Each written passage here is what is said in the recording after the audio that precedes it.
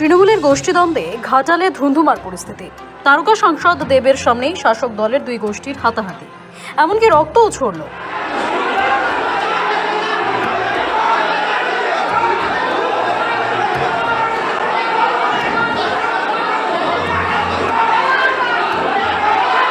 রবিবার শিশু মেলার আয়োজন নিয়ে ঘাটালের অরবিন্দ স্টেডিয়ামে বৈঠক ডাকেন সাংসদ দেব। নির্দিষ্ট সময়ের কিছুটা পরে সেখানে উপস্থিত হন তিনি। তাকে দেখে চিৎকার চেঁচামেচি শুরু হয় স্টেডিয়ামের সামনে। বৈঠক শুরু হলে হঠাৎই হাতাহাতিতে জড়িয়ে পড়ে উপস্থিত সদস্যরা। হাতাহাতি মারপিটে পরিণত হতে বেশি সময় লাগেনি। বাঁশ লাঠি নিয়ে শুরু হয় মারপিট।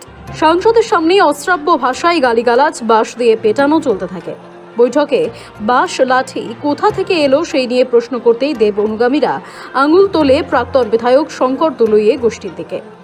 বিশৃঙ্খলা তৈরির জন্য আগে থেকেই লাঠি বাঁশ নিয়ে এলাকায় উপস্থিত ছিলেন শঙ্কর গোষ্ঠীর সদস্যরা, এমনই অভিযোগ ওঠে।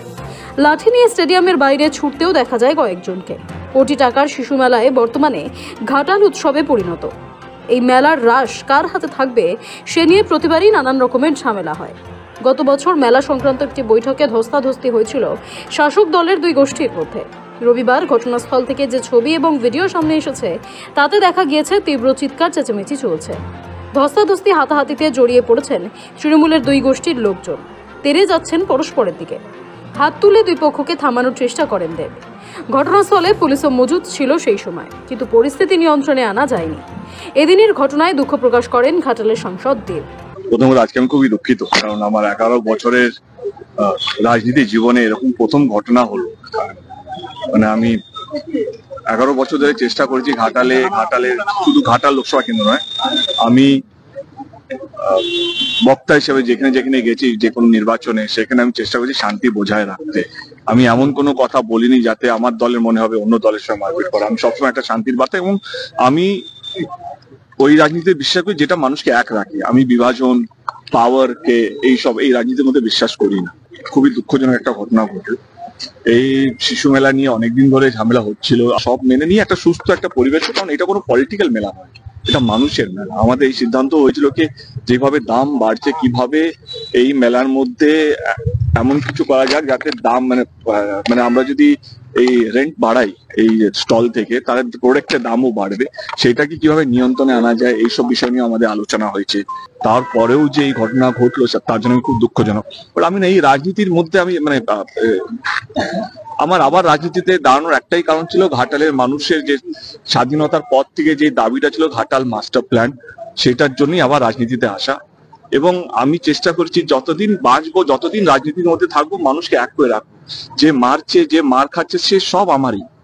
মানে এইটা শুধু এই নয় যে টিএমসি লোকেরা যারা ভোট দিয়েছে তারা শুধু আমার নয়, জনপ্রতিনিধি কাজ হচ্ছে এই লোকসভা কেন্দ্রের প্রত্যেকটা মানুষ আমার, যে যাকে ইচ্ছা ভোট দিক না কেন। এই রূপটা দেখে তোমরাও শখেন, ঘাটালে এই রূপটা নয়। আজকে খুব খারাপ একটা বার্তা যাচ্ছে যে ঘাটালের রাজনীতির চরিত্র একদমই এটা নয়। ঘাটাল এখনো শান্তিপ্রিয় একটা জায়গা।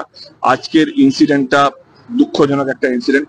আমি বিশ্বাস করি যে আমরা এটা রিকভার করব এবং শান্তি বজায় রাখবো। এবং আমার মনে হয় এই শান্তি বজায় রাখার জন্য আমার যা যা করণীয় এবং আমার যাকে যাকে বলা আমি বলেছি।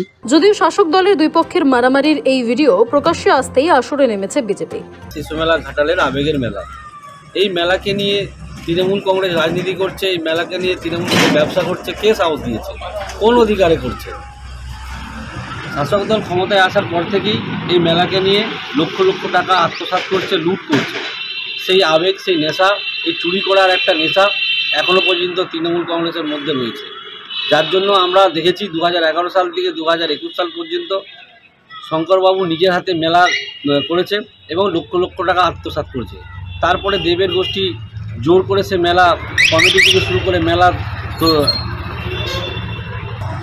পরে দেবের গোষ্ঠী, সাংসদবাবুর গোষ্ঠী মেলা 2 বছর করেছে, তারাও লক্ষ লক্ষ টাকা আত্মসাৎ করেছে।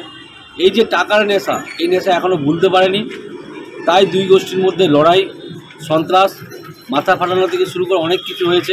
স্বাভাবিকভাবেই শুরু রাজনৈতিক চর্চা। সাংসদ দেব আসার কিছুক্ষণ আগে থেকেই শুরু হয়ে যায় দুই পক্ষের বচসা কটূক্তি। আর সাংসদ অভিনেতা দেব পৌঁছতেই তার সামনেই শুরু হয়ে যায় দুপক্ষের মারামারি। তখনই ঘাটাল উৎসব এবং শিশু মেলার মিটিং না করে তড়িঘড়ি ঘাটালে সাংসদ কার্যালয়ে ফিরে যান সাংসদ দেব। ঘাটাল থেকে সুমন মণ্ডলের রিপোর্ট, সময়, কলকাতা।